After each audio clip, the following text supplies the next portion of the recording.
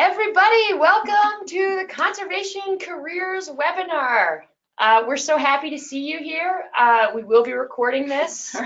So for a couple of ground rules, it seems like everybody is already on the same page. We do want to hear your voices. We'd actually love to see your faces, but just to kind of keep things less noisy, we're glad that at this point you've muted yourself and you don't have your webcams on. Please feel free at pretty much any point to ask us a question via the chat window. You also can communicate with us via the chat window if you're having some sort of audio-visual difficulty.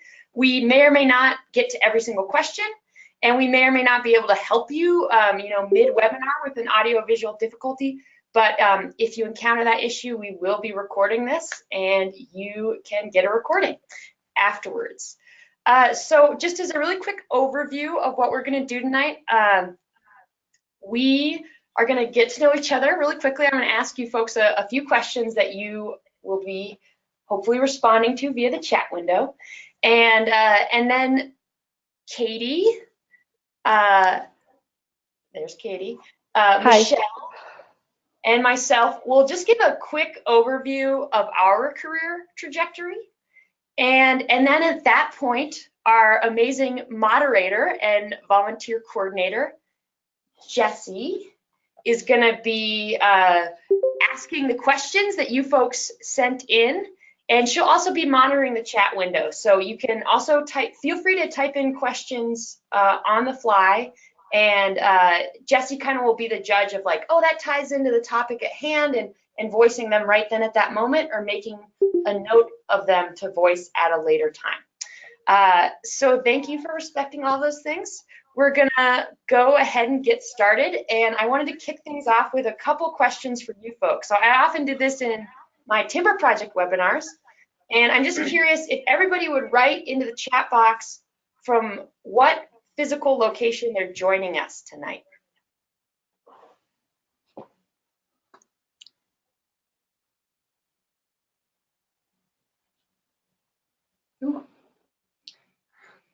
Wow, all over the place. This is so cool. So awesome. Thank you for answering that question. That's kind of the beauty of the Adventure Scientist Network, is that we can go out and gather conservation data, important conservation data, in so many locations. Other conservation organizations don't necessarily have such a robust network at their fingertips. My next question for everybody that I'd ask you to answer in the chat window is, what is your current job title, whether it's conservation related or not? And also, second part of the question is, what is your highest level of education? And like maybe what that degree was in. And this is not to like kind of rank everybody. This is, I happen to know that there are some postdocs that have a higher degree of education than I do at this webinar tonight. And I just want to get a spread of where everybody's at, because it's going to be less of us being the font of all knowledge and more of kind of a community of practice where we're all at different points and we're all going to share a little bit of our experience. So I'm looking forward to hear. Just to recap, what's your current job title, and what is the highest level of education you've obtained, and in what subject or field?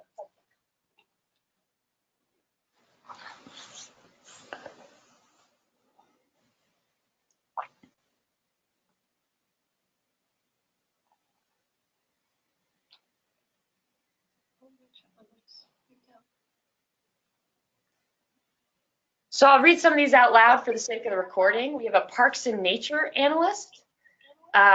We have a Montessori primary teacher, software engineer. These are awesome job titles. Child safety specialist, product development and marketing.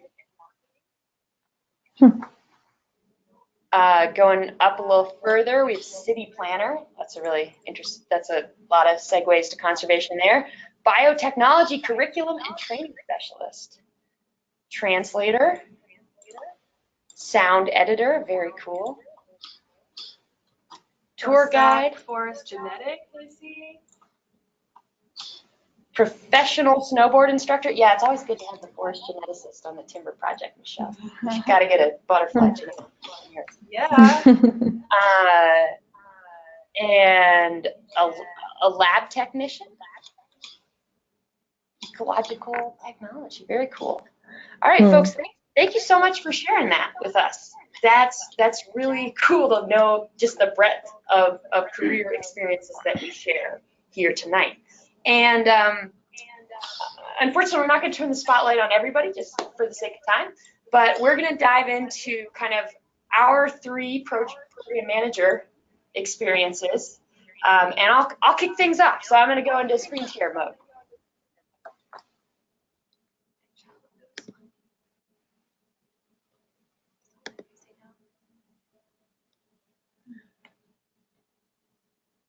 So folks, my name's Anya Tyson, Timber Project Manager. Some of you know me well. Some of you pollinators folks have not interacted with me before. I went to undergraduate in Colorado and had this big switch of interest in that I went to school thinking I was going to study language and came out realizing that I loved biology very much, even though I didn't get a degree in biology. And so I launched myself into the field technician world, and some of my great early career resume assets were the fact that I was an avid backpacker and hiker. And so one of my first jobs out of college was tracking the Clark's Nutcracker, and I walked around on snowshoes for miles and was the strongest I've ever been in my life. And then I was fortunate enough to work with the national park, tracking wolves in Grand Teton National Park. And I also did some really amazing botany work in Olympic National Park and the North Cascades. And so I'm going to pause briefly because somebody let us know that we're echoing. So if you haven't muted your mic, please do so.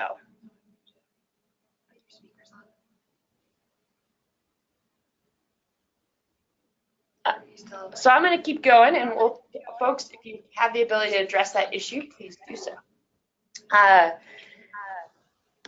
So moving on, I eventually, I really enjoyed all those field positions. I was so lucky to do them. I mean, working with wolves, that's pretty cool. But at some point, I transitioned to working with another wild animal. That's my classic punchline. And I worked at a residential and wilderness therapy center with teenage boys. And I learned so much doing that work. And something that is very important to my career path is that while I was working there, I had a very a strange schedule where I worked 5 days on and I had 9 days off. So in those long stretches of times off, I worked on a lot of volunteer projects. And so each of the project managers is going to tell during this little overview of their career their favorite day in the field. And so my favorite day in the field was when I was career-wise working in wilderness therapy. I was volunteering as a citizen scientist, and I was participating in an event called Moose Day. And it was in March, and it was a big snowstorm. And I was cross-country skiing around looking for moose. And there was about 30 other teams around the valley in the Tetons in Wyoming looking for moose. And I had seen about 3 moose that morning.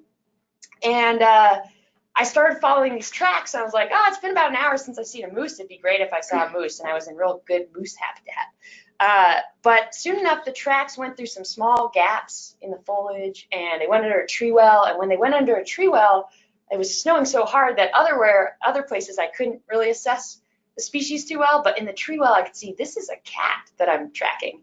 And then I continued following the cat tracks until I ran into the cat. And this is a photo that my friend who was just behind me took of the cat. And I was really in awe of the cat. And we caught up to it, I believe, because it was such deep snow. And we were on cross-country skis. And this poor cat was just getting really post-holing so treacherously in the snow. And the cat, immediately when we backed off, took off in its own tracks. So it was not a dangerous sighting, just a very awe-inspiring sighting. And that was my favorite day in the field. I was contributing to citizen science. I got to see an amazing wild animal, and I came out of the field safely. And so we are going to eventually in this evening talk about graduate school. And I just graduated a little over a year ago from a really cool program called the Field Naturalist and Ecological Planning Program out of the University of Vermont. And this was a big switch of landscapes for me to go there. And yet I picked this program specifically because it was such a cool integration of many subjects that I cared about. From working with the teenage boys, I was really passionate about keeping people and communications as part of my career. I had thought a lot about going back to school to be a traditional wildlife biologist, and I just couldn't quite pull the trigger on a program that would make me specialize so significantly.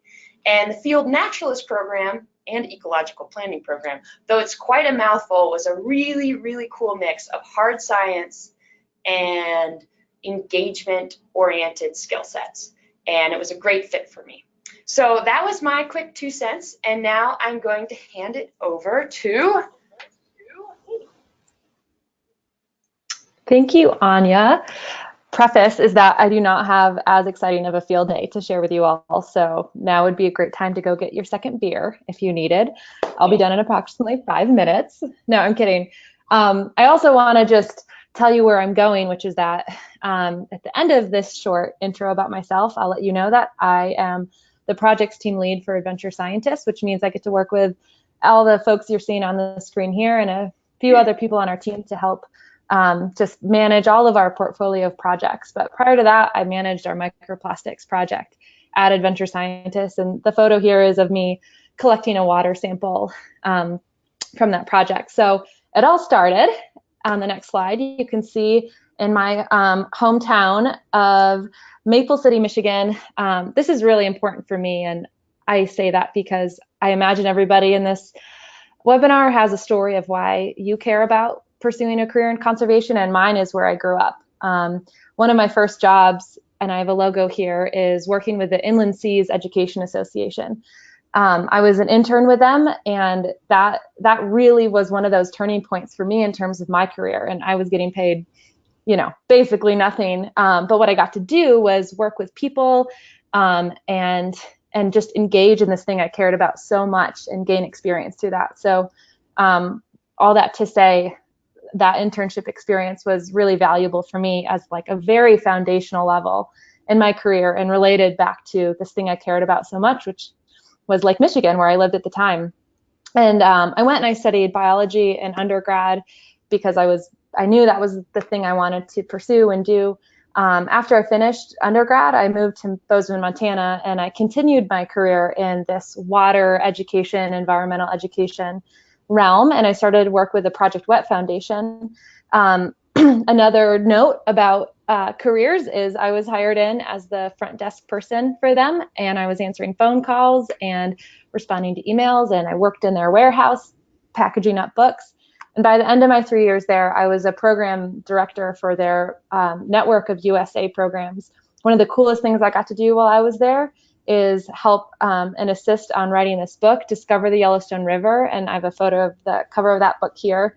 And I guess my takeaway there is if you're involved in an organization already and maybe not doing exactly what it is you want to do, but you have a few extra minutes in your day to offer to lend a hand to interesting things that the organization is a part of, do that, because you get to demonstrate your skills and build your skills. And putting my time in at Project Rep really led me to realize what I needed was to go to graduate school. I wasn't done with my education, and I knew that, and it was evident I had reached a bit of a ceiling in terms of what I was able to do in the nonprofit world.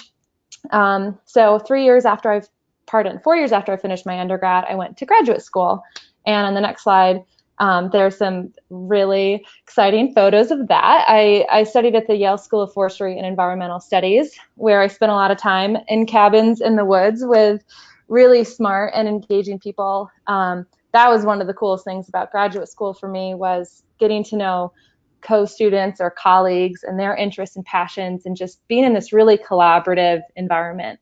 So I loved that. I learned a lot of things, including how to use a compass, which I have a photo of, but really that's the least of all the things I learned. I just happen to have a photo of that. I actually studied mostly policy and communications, and everybody's giggling at me, but this is who I am.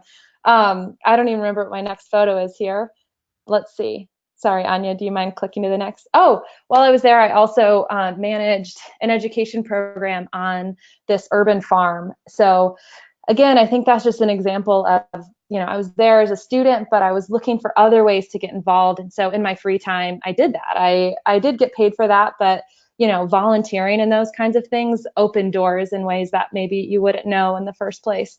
And this is exemplified by my next photo, which is me leading a class of undergraduate students. So I was able to co-teach some undergraduate classes and bring students on field trips out to Bozeman. And eventually I graduated, which are the next two clicks for Anya. And that's me, where the arrow is pointing right there. Cool. Okay, yeah. My last slide. Yay, I graduated.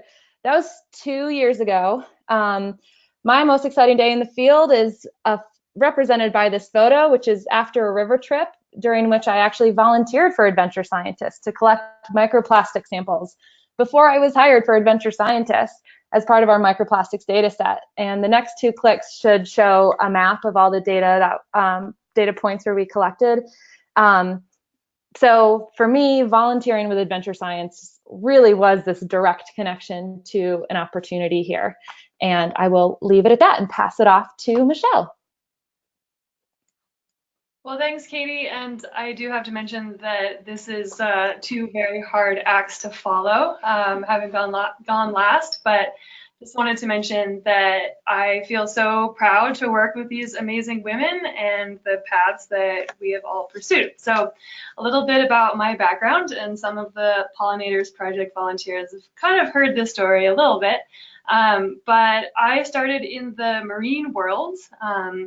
I love to scuba dive, and so I wanted to be underwater as much as possible for an internship. So I signed up for an internship in Belize with a nonprofit, and I had been given very little details about what this internship would entail. So I kind of imagined it being, lugging scuba tanks and helping people out where I could, entering data. I had no idea. So when I was 20, I showed up at a field office in Belize. They outfitted me with gear, and then I got to swim with whale sharks for the next 5 months.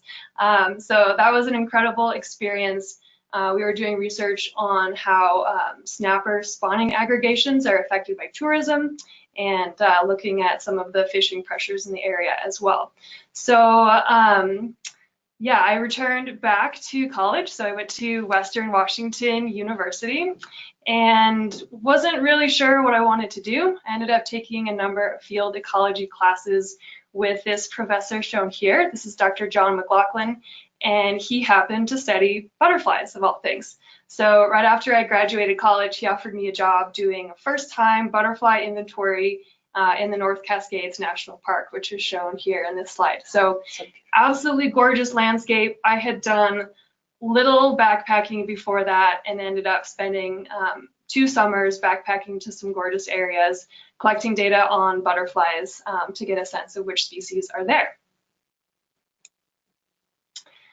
So I worked for a number of years after that, after working as butterfly projects with nonprofits and the Park Service, trying to fill in these field seasons. So one of the challenges of doing field work is that they're oftentimes very short time spans. So would do butterfly field season for about 4 or 5 months in the summer, but needed to find spring and fall field work as well.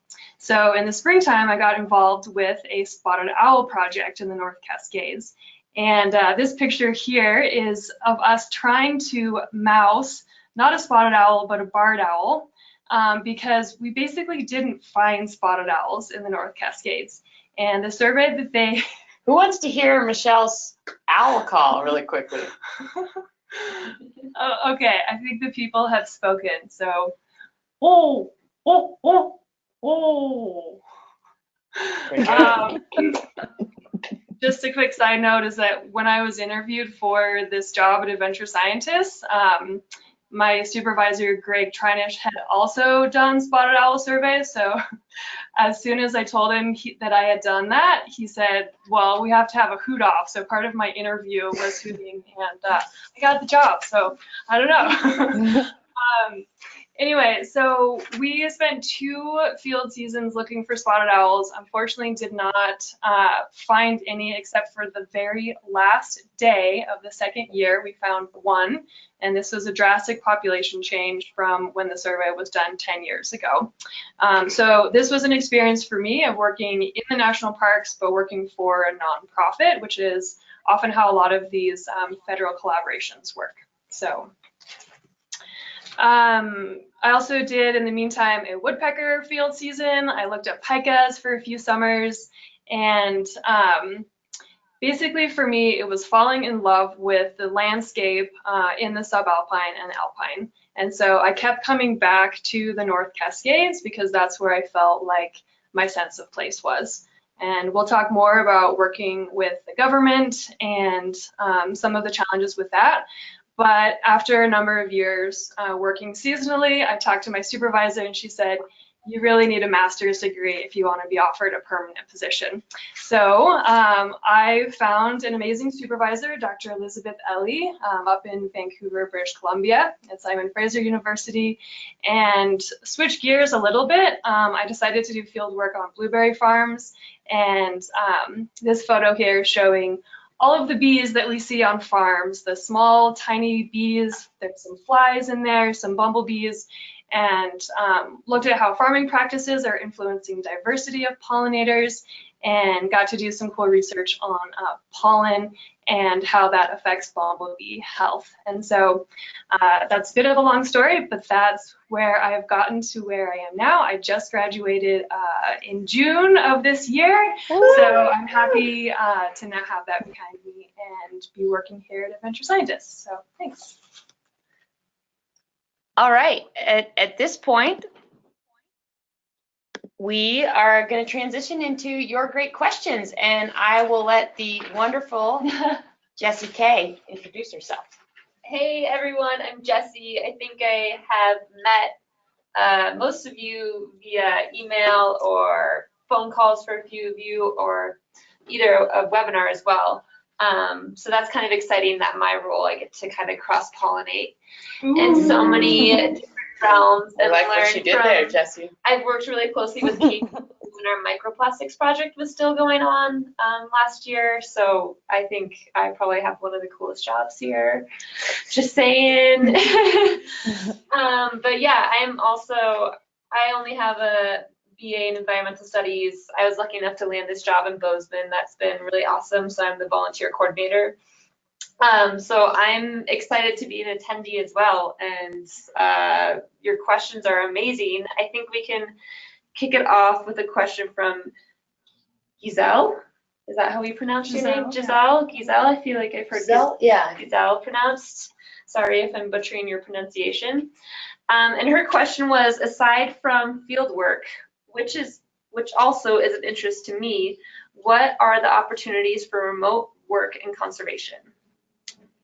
And so I'm going to hop in on this one, and I could be making presumptions, but I feel like I just know the Guerras are really engaged in volunteering, so I'm not sure if you're looking for kind of conservation opportunities that are not necessarily compensated because you're on such different career paths.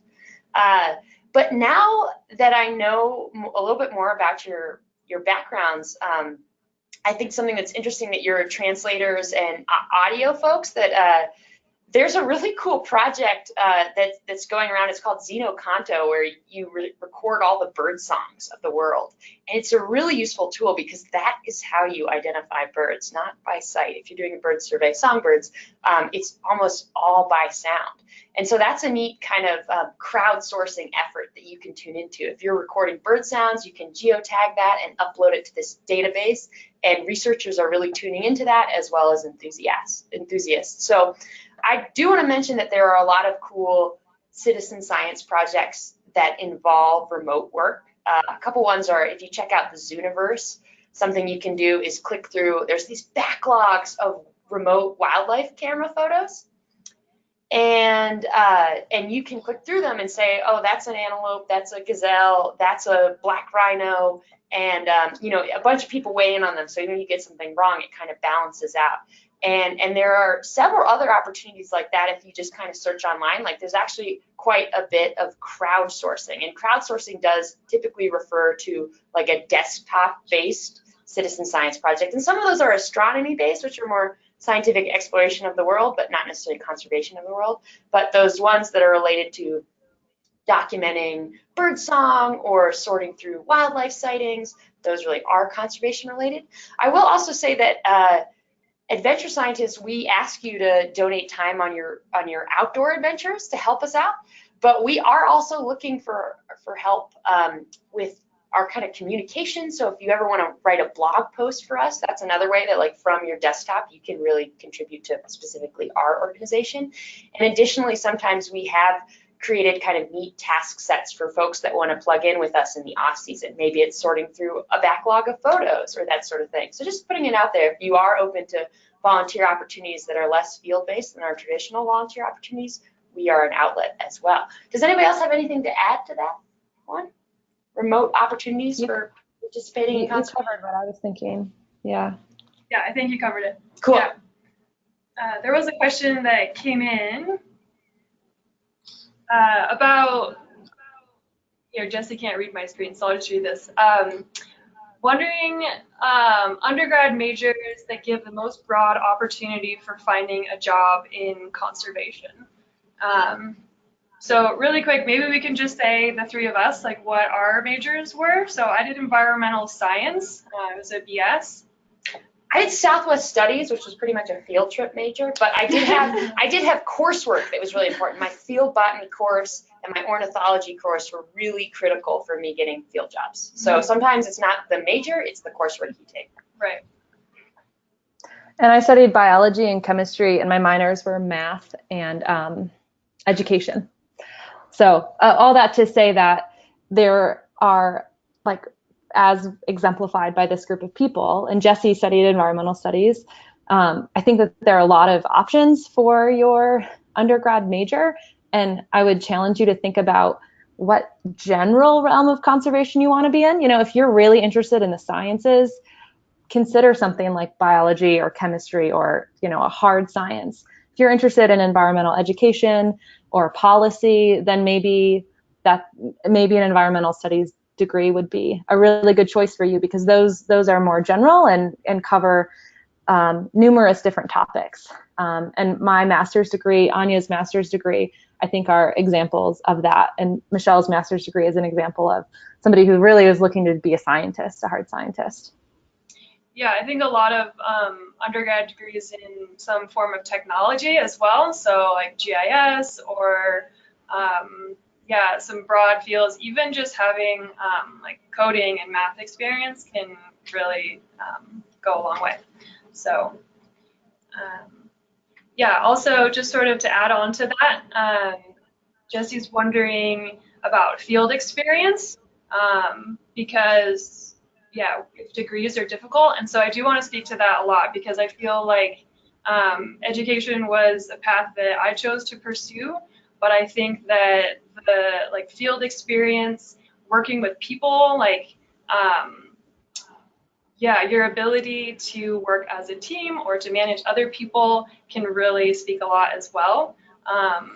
So do you guys have anything to chime in about field experience or other opportunities besides degrees?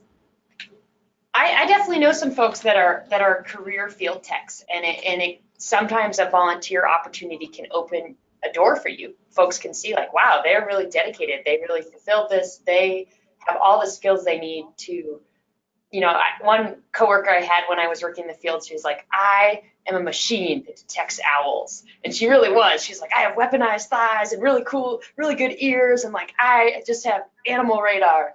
And she did. And she was a dedicated, she only works field jobs.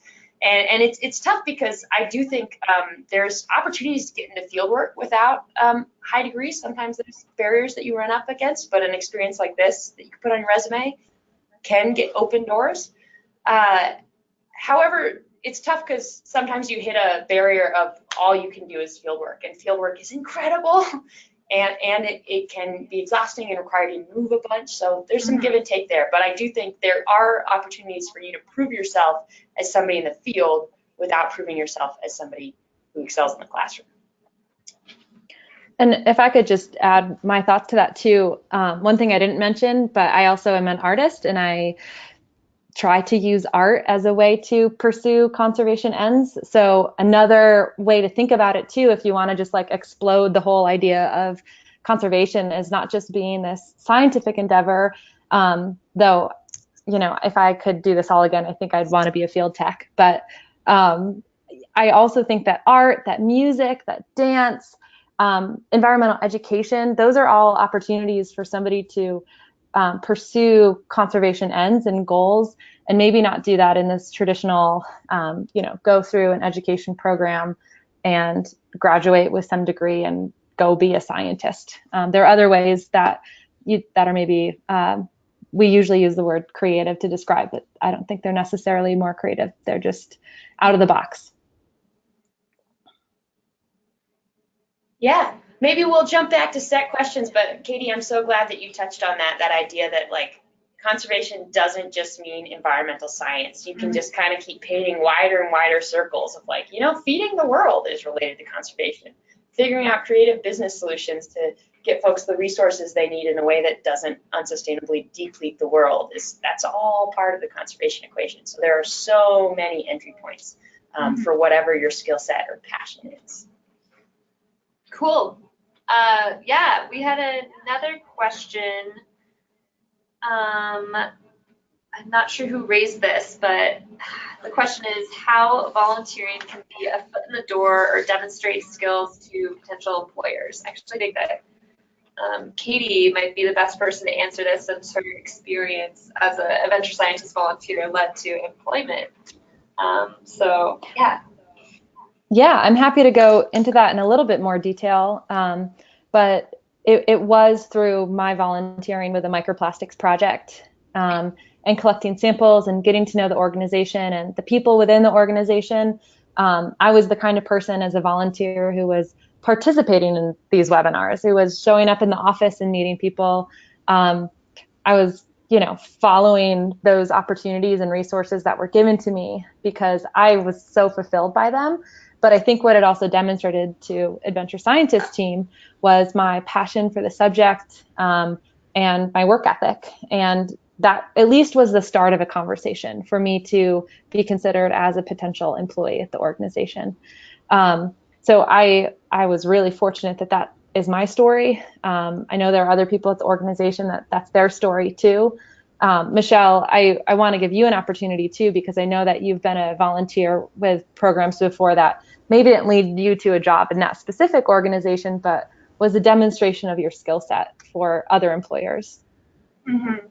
Yeah, definitely. So I volunteered a lot in high school and college, and yeah, I think I guess where I want this question to go is also relating to these projects and how you all are doing all of these great things as far as collecting data, and how does that translate to skills that you can then use to pursue your careers. And so I guess looking back on some of the skills that I see are important, or things in job opportunities that have come up that at least apply to pollinators, is backcountry field skills is huge. So your ability to make decisions to keep yourself safe, to know you're going out to a field site, but the weather's not looking so great. So do you decide to call it, or do you decide to stay there? So even just having an understanding of a landscape and reading that is important. Working with a team, so we require that everyone has a partner for both the Timber and the Pollinators Project. A little more so in that project. Yeah, so you are working closely with a teammate. So especially in some of these backcountry field settings, you get to know your field partner pretty well. So important things that come out of that. Also navigation and off-trail travel. That's something for a lot of government jobs where you're going to access remote areas. They want you to be able to use map, compass, GPS unit, GPS apps.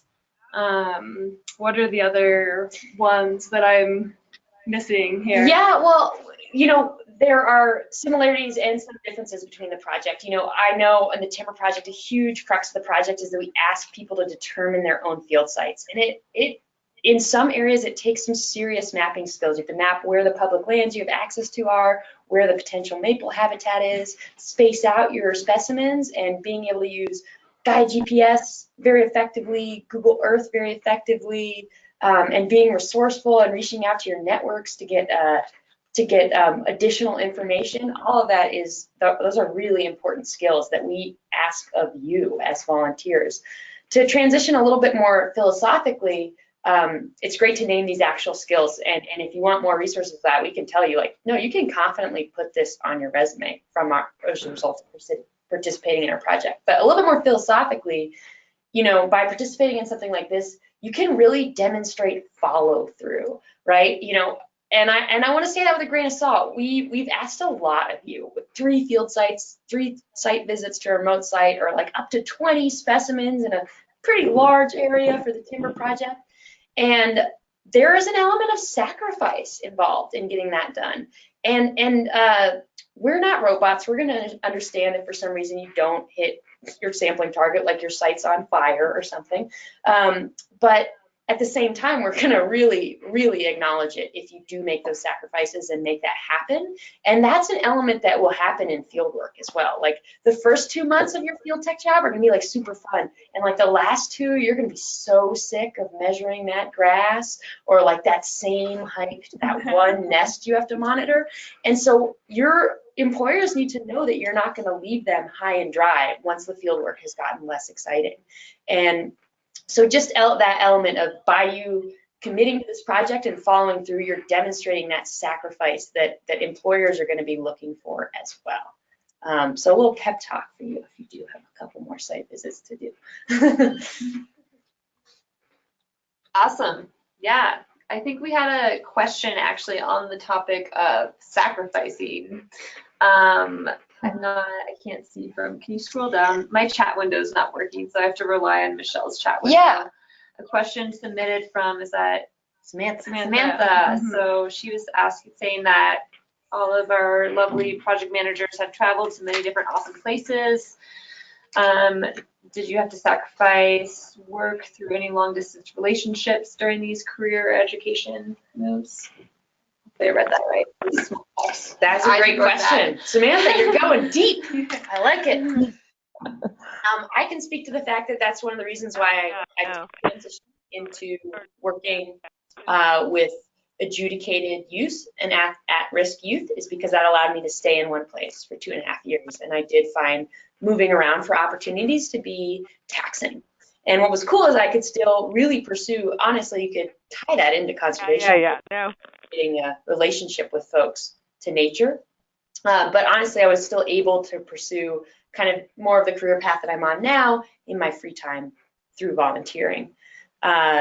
There's a really great piece right now in a recent High Country News about a couple that was so passionate about, one was a wilderness ranger and one was doing biotechnician jobs, but they were in love and they made it work across several field seasons. So you're hitting a real vein that is a pressure point for folks in this field of work. I think for any field of work too. I mean, this is a great conversation to have about with any career path, what sacrifices are you willing to make? And yeah, I can tell a little bit of the story. Is that when I lived in Washington, I was a farmer and also a field biologist, and my partner and I had a lot of issues around this because our joke was that I would plant the entire farm and then I would leave for a couple months and come back and harvest it all, and it just miraculously grew while I was gone. So there was a lot of pressure on that relationship of trying to do dueling passions of farming and also field biology. And ultimately, I have scaled back my farming operations. Now I consider myself a gardener, not a farmer. And so, yeah, I think it's a challenge also, like balancing your interests and hobbies and relationships. And it's always a juggling act. And sometimes those balls get dropped. And sometimes that's relationships too. I've had to make some really hard decisions.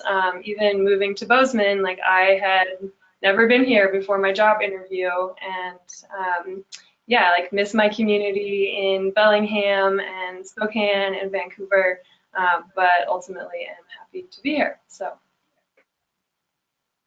And what I have to say to that is I really respect that you asked that question, because that's just such a reality that we all have to deal with. And whether it's a long-term relationship with your life partner or your family or friends or your farm, going back to school too, if that's not something you do right after your undergraduate, can also take you away, even if it's not field season or something like that related to a career in conservation.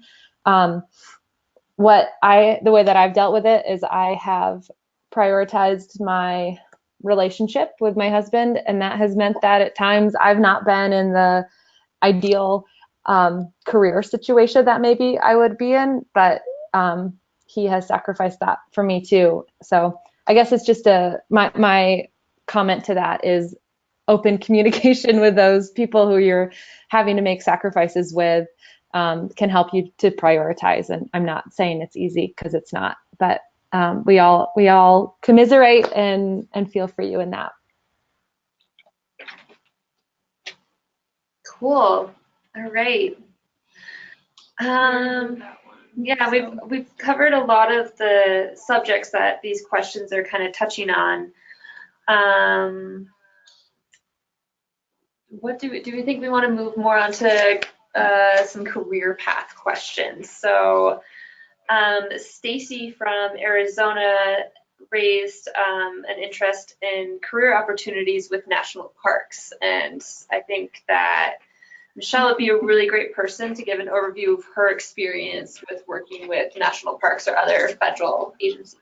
Mm-hmm. Yeah, so I think I went into detail about how I first got involved working for the Park Service was initially through the university or in other field positions working with nonprofits. But I just want to make a note right now, if anyone is applying for federal jobs, that the way that you submit resumes is completely different from any other resume experience that I've ever had. So typically you think of resumes and CVs as being short, very concise, to the point, but the federal government wants to know every experience you've had, how long you've spent at that position, and so your resumes end up being 4+ pages long if you have varied experience, or even if you are working for the same organization but working different roles.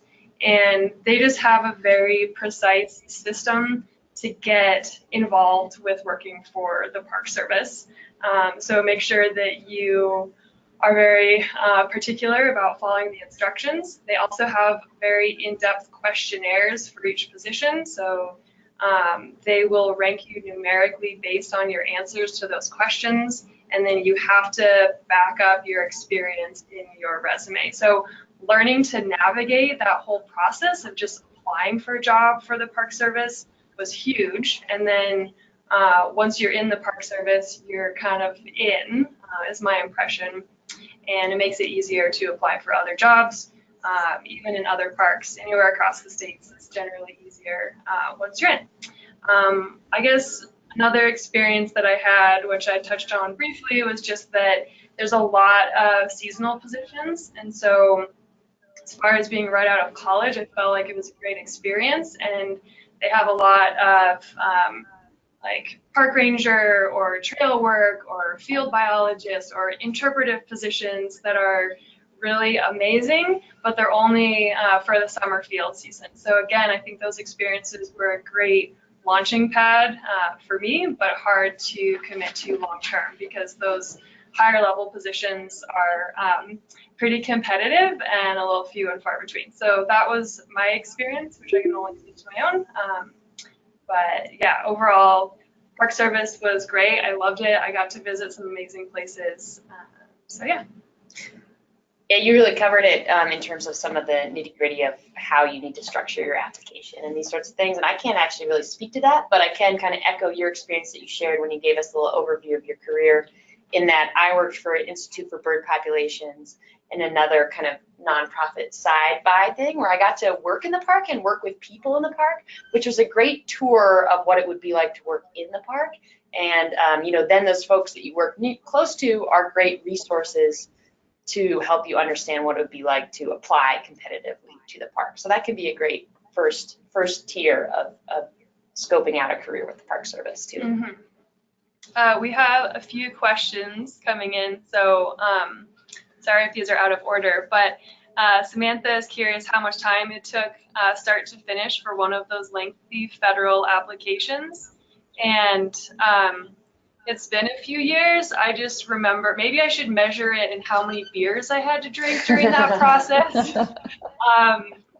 Yeah, so the questionnaire itself, that was for a field technician position doing citizen science for butterflies. I think that was a good 4-page questionnaire. So that alone took me, I would guess, 2 hours, and then uploading my supporting documents. So catering my resume for that position. Again, like I had an existing resume that I could build off of, but that again took another hour. So yeah, it took a little bit of time.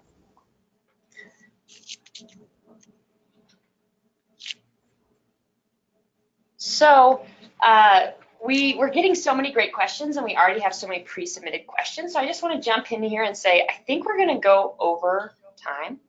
And so I'm sorry about that if any of you have to leave at a tight deadline, and we're not going to keep it super long for those of us who are working past the clock. But we'll back up and answer 2 questions in the chat window, and then we'll kind of keep on our backup list of questions. Great. Okay. Sorry about my buggy info box. So Tim is asking, is extensive field experience generally a prerequisite for conservation science-oriented graduate programs? And what sorts of qualifications do most master programs expect in applicants? We're kind of touching a different vein on graduate school. Yeah, and we have a bunch of questions about graduate school. So I'm going to just take a piece of that question, which is this extensive field experience, like a lot, at least Michelle and mine, you saw like, oh, there's a bird, there's an animal, like, wow, they're out there in the field, there's a big mountain. That's not necessary. There are a lot of ways to enter conservation. I know another pre-submitted question we had is like, I have a background in computer science. And Jessie, do you actually want to talk a little bit to like how big a role computer and tech systems play in our conservation organization? Like a big role. That's good experience to have. Yeah, definitely. I mean, we have this kind of image at Adventure Scientists that we are always out in the field and like out there with our volunteers collecting data. But the reality is we are working behind our computers most of the day and managing. I think we have around 300 of you this season in different locations, and we can't be there with you. That requires a lot of tech. That requires a lot of systems thinking, and people who have that mind that's not only like creative thinking, but also a good problem solver, really familiar with a lot of different systems and software programs. Like we are reliant on this program called Salesforce, which is a customer relationship management software, basically. So a lot of businesses will use this, or marketing agencies will use this to keep track of their clients. So use that to make sure, kind of keep track of you guys who are kind of, in a sense, like our clients, our most important people to us. And having familiarity with any sort of system or just being able to pick up on some sort of tech system is so incredibly valuable. And that's what we were kind of talking about today, that you don't need to approach conservation from this traditional one-sided perspective, but just think about what you enjoy doing and what skills, that intersection of enjoyment and the skills that you're good at and what you can bring to the table that might be unique to a conservation-oriented team like we have here. Yeah, and we're going to circle back, Tim, to your kind of more grad school related questions. So we're going to just kind of dive into a couple more kind of more career paths, and we're going to take this hard right turn towards like, let's talk about grad school. So Katie, I was wondering, Laura has this question that is a little related to grad school, but it's about coming from this background in environmental education. and working with kids, and then like wanting to maybe stick with some of those skill sets from that background, but branch out too within the world of in the world of conservation. And you came from some pretty awesome environmental education initiatives, so I'm wondering if you could talk to your experience there. Yeah, I also have buggy chat, so I'm sorry I can't read the question, but based on Anya's summary, I'm also going to just offer that I'm happy to chat offline about this too, because that is a description of my career, I think, pretty well. Ultimately, the reason I decided to go back to grad school was because I couldn't land this job that I really wanted at a local environmental education organization in Bozeman. And it was one of those rare year-round jobs in environmental ed that actually paid a salary. And getting into environmental ed, you realize it's usually seasonal and it usually doesn't offer a living wage. So I was really looking forward to moving into something that had leadership, that where I could work with not just students, but maybe donors and community members, but part of this larger organization. And I was one of the final two in the interview, and I didn't get offered the job.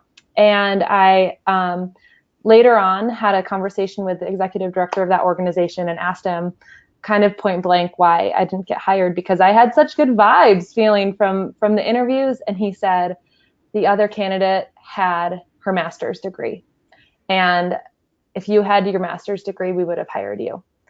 So whether or not that is one anecdote that plays out in any other situation, I can't really say, but that was what I needed to hear, I think, to go and pursue that. I think you could pursue any number of different graduate programs to achieve that kind of bridge between working with students in an environmental education program and kind of launching your career in conservation in a more leadership role.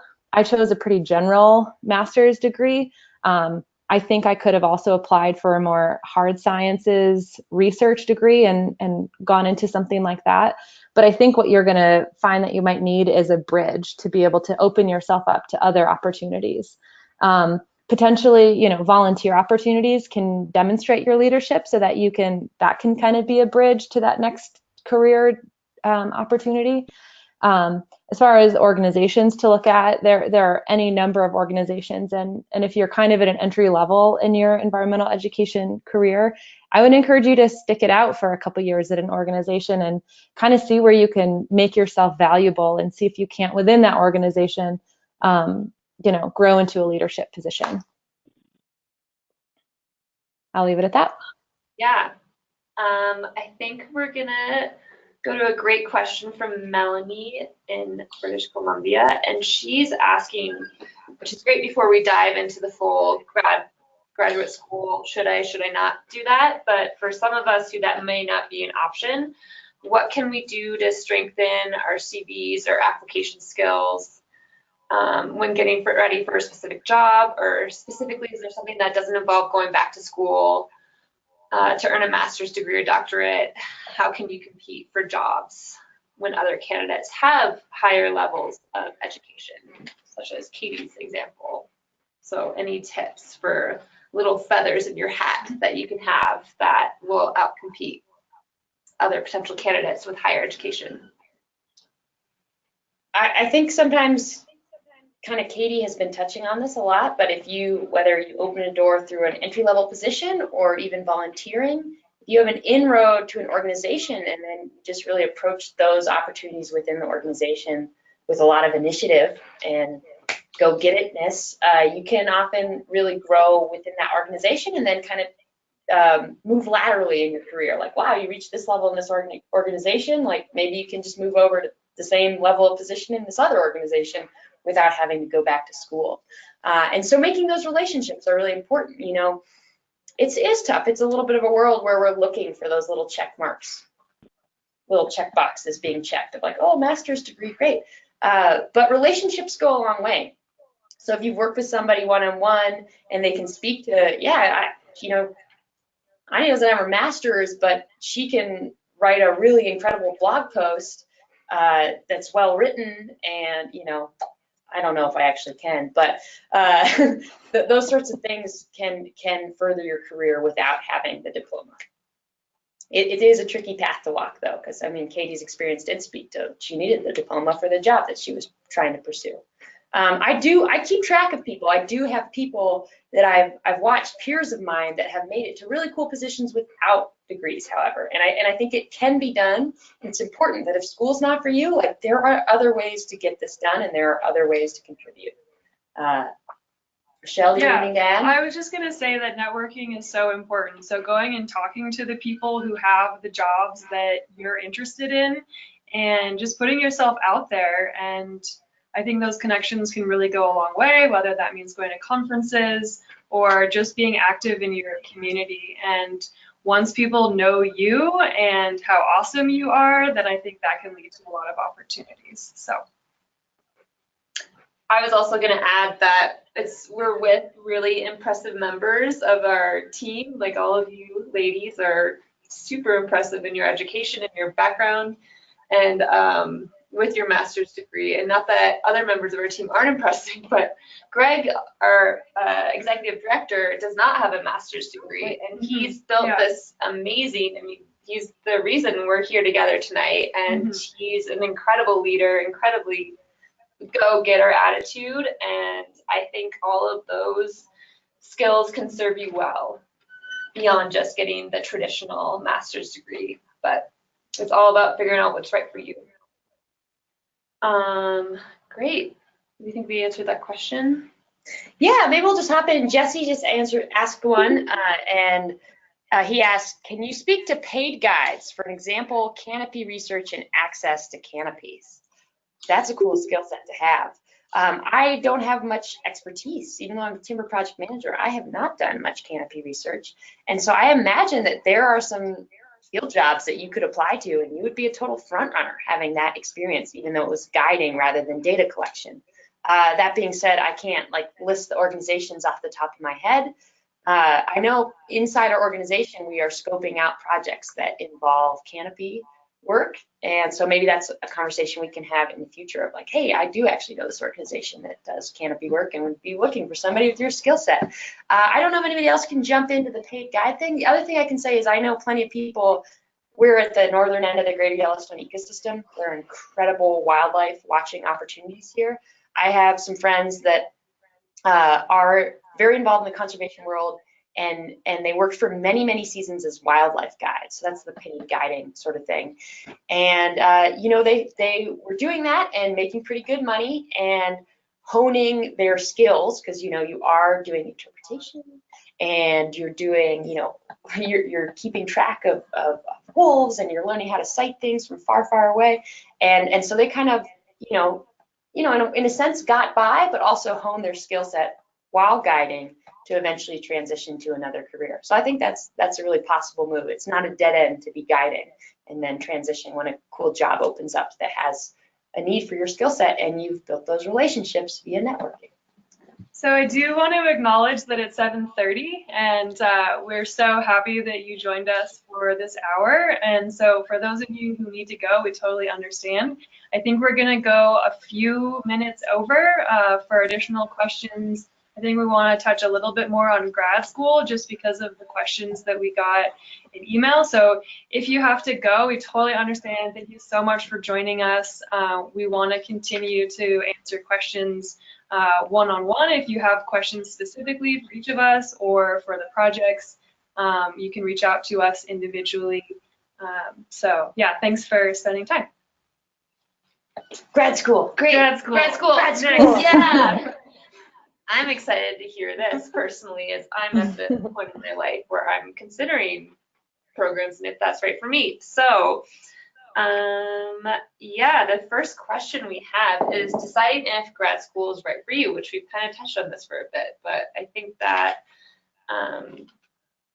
maybe Katie can take this one of deciding, and I think you touched a little bit of this before, but you can go into a little bit more detail at the point when you decide you want to go to grad school.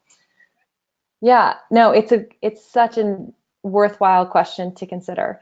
I happen to come out on the other side deciding that it was worthwhile for me to pursue.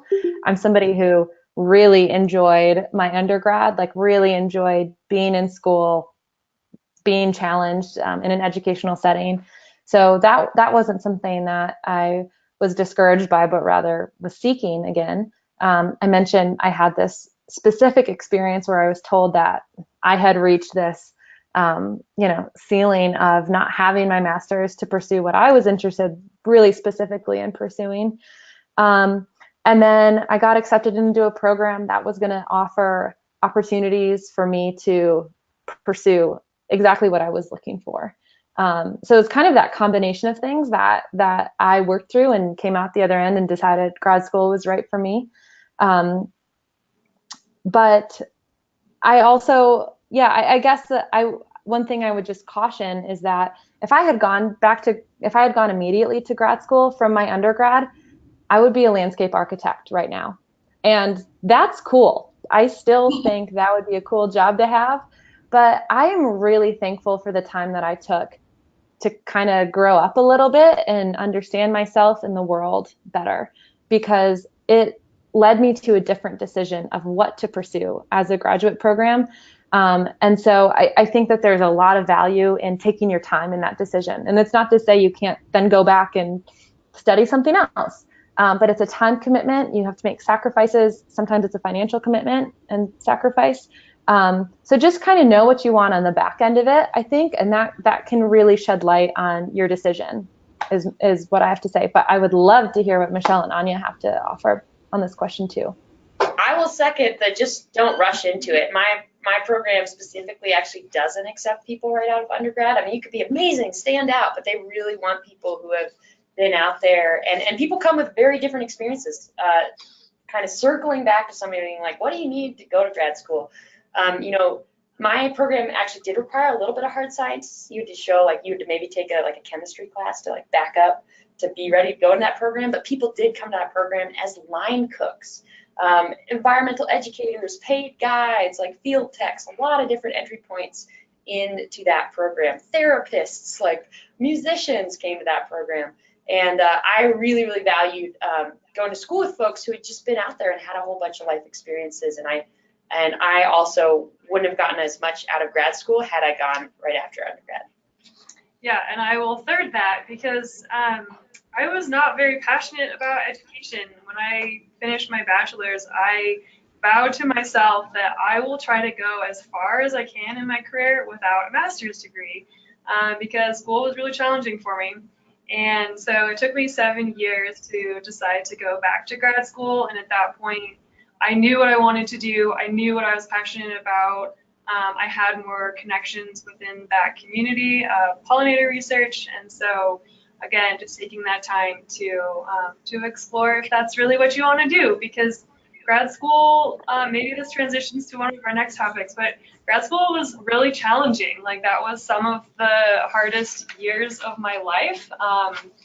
And it took that passion and dedication to that outcome beyond grad school to really keep me going. So awesome. I had a follow-up question, but I just blanked because I was getting so absorbing everything you guys have to say. But we have another question that I feel like we can dive into a little bit. But so you decided that a grad program is right for you, but how do you know which program to choose? And I've personally felt this struggle as well. You can't really find a grad program from a quick Google search or conservation biology programs, or I feel like that's not really the best approach, at least in my experience. So what steps did you guys take to research different schools or programs? And following that, how did you prepare for that type of work ahead? Thanks, Rihanna, for that great question. Do you guys mind if I start? Go for it. Okay. Got it. Do it. So looking for the right grad school took me a really long time. So I did my master's. It was a pollination research project, so in hard sciences. And I started by going through these websites of advisors. And I guess one thing to caution is that grad school advisors are terrible about updating their websites. And so it took a little bit of digging to be like, okay, here's this awesome researcher but their website is crap. Like, what are they really doing? So some deeper digging of what are the papers that they're publishing, what are their grad students publishing, and I spent a long time just pouring through the literature until I found some research projects that really aligned with my own interests. So at least for hard sciences, understanding existing research and being aware of the literature is really important. And then the other thing I wanted to mention is how important it is to be persistent, because I found one grad program that I was interested in, which was at Simon Fraser University, and I reached out to my potential supervisor multiple times. Hey, I'm Michelle, I have all this great experience. I told her, like, here's what I'm potentially interested in contributing to your research lab. Framed this email in a really thoughtful way, I thought, and didn't hear anything back from her. I ended up reaching out to her 4 times, and I was pretty much ready to give up after the 3rd time. And one of my good friends in Bellingham said, like, just give it one more shot. Like, she's busy, she's a researcher. And after that 4th time, she agreed to meet with me, and I decided to drive from Bellingham to Vancouver, sat down with her. After meeting face to face, she said that she would take me on. So it took a long time and a lot of persistence. And yeah, I think that's all I have to say about that. That's a great story to share. I think if you are looking for a grad program, it's good to pump yourself up for a cold call or a cold email. And I do think in this idea of informational interviewing is really a cool thing to embrace. That you can ask somebody for a meeting and ask them about their career path, ask them about a grad program, and not need something from them. Not like ultimately you're not at the end of the conversation and you're like, well, sweet, will you hire me? You're just going to find out what it was what they did to get where they are, what skills they value. And for me, I'm a very not a Google search based person. I really value hearing about programs from people and asking them questions about like, why did you choose that? And I think that was smart. Like Katie would have been a landscape architect. I would have been a wildlife biologist that was like sitting behind a desk using R. And that wouldn't have made me very happy if I was just like, okay, grad school time, get it done. And instead, it took a long time for me to find a program that was very landscape based and this broad filter and kind of interdisciplinary nature that I was really looking for. And I ultimately found out about that program through word of mouth. So I do think, putting the attention out of the world and being willing to talk to all sorts of people about what you're looking for, what their experience was, I think that's a good way to go about finding a grad program as well. And my only addition is, this might not be relevant for everyone. I think that Michelle is a great example of somebody who was going to pursue something that she was already excelling in and knew exactly what she wanted to do, and it could apply skills that she had already had to this very specific degree.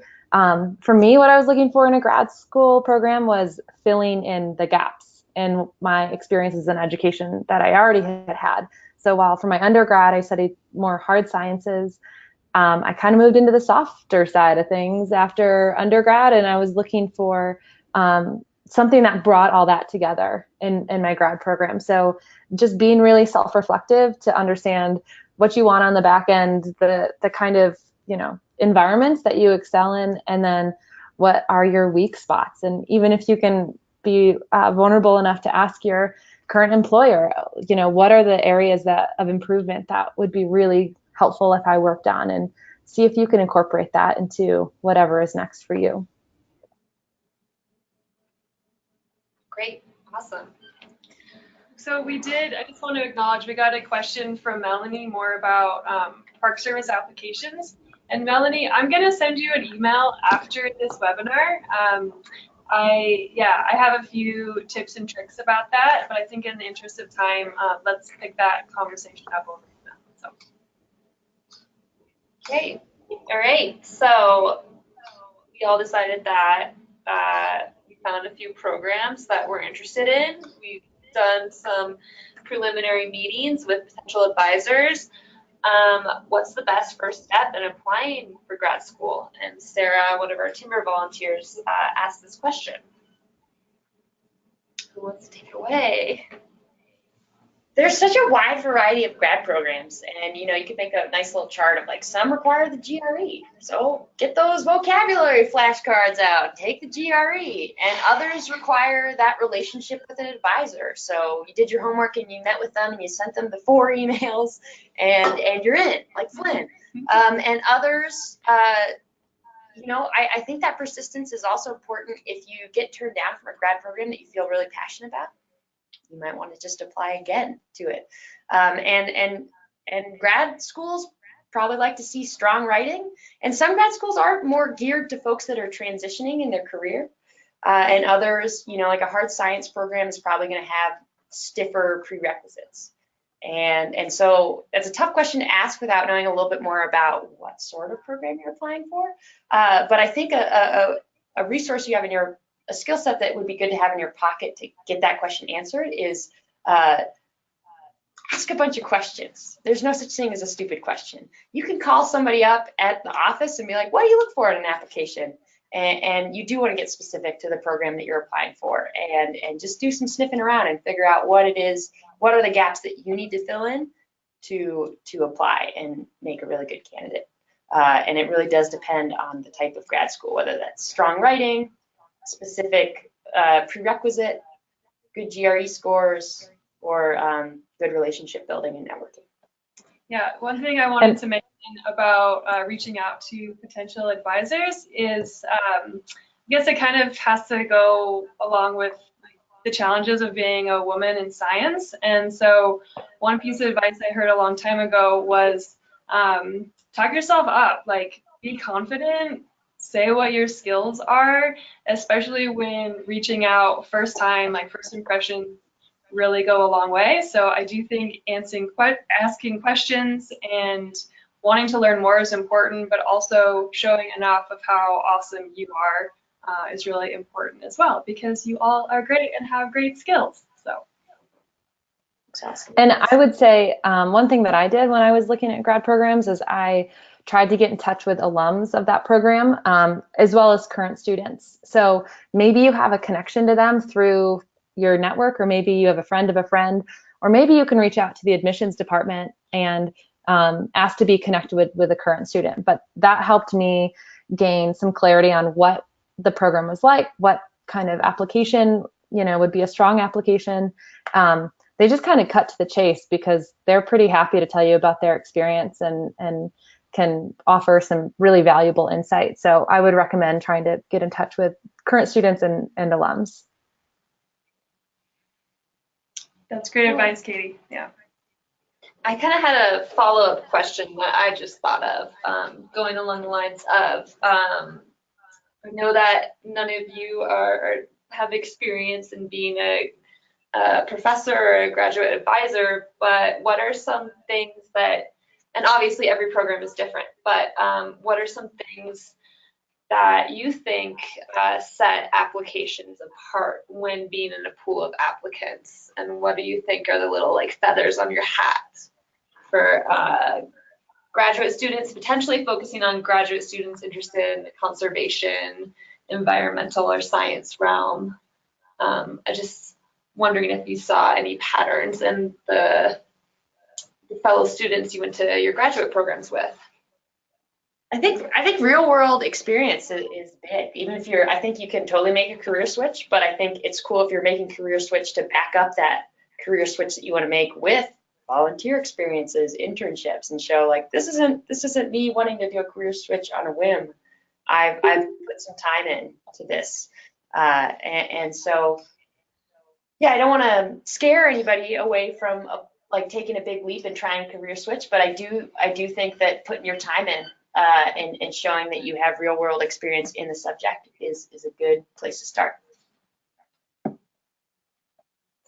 I would say if you have any leadership experience, even if it's like being the leader of the local running club or, within a volunteer community, being a person who emerges as the one who's hosting local events, just leadership experience to show that you kind of have risen above, and maybe the cream of the crop are all good. And even like Anya said, it's not that it has to even be in career like related field to begin with, but showing your personality through some kind of leadership experience.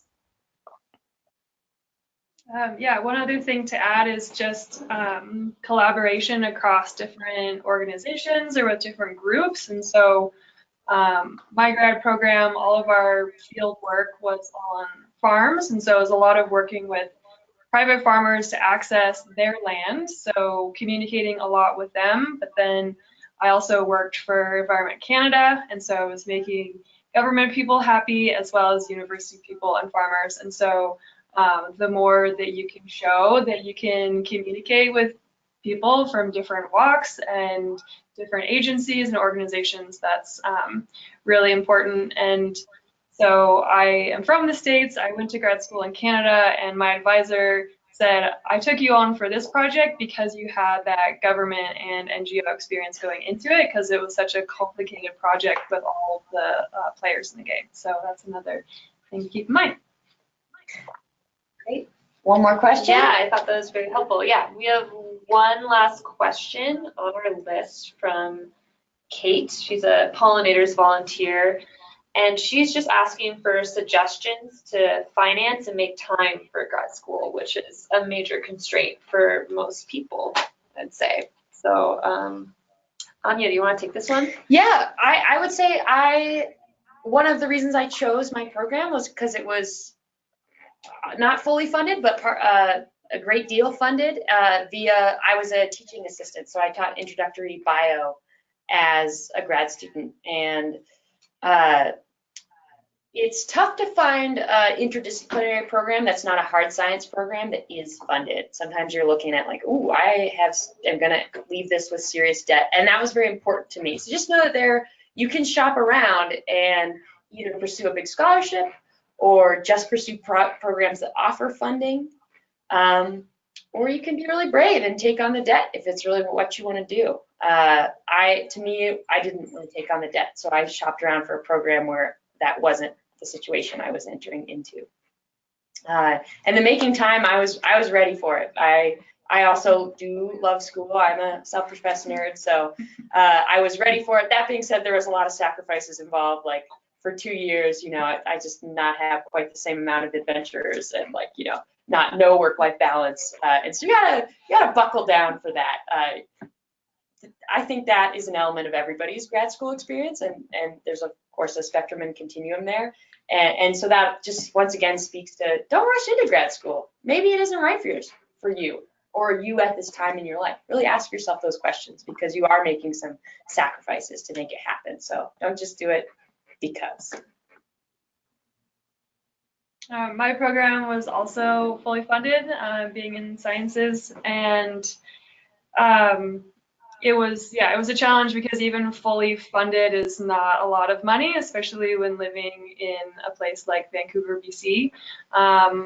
Grad students in my program were discouraged from having jobs because we were doing TA-ships, research assistantships, our own research, helping lab mates, participating in grad student events.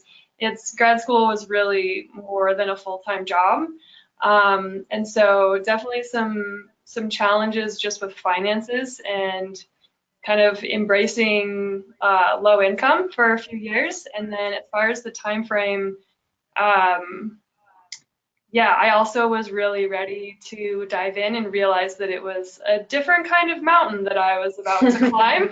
And letting go of some of my interests and hobbies, but I think ultimately it was worth it. So.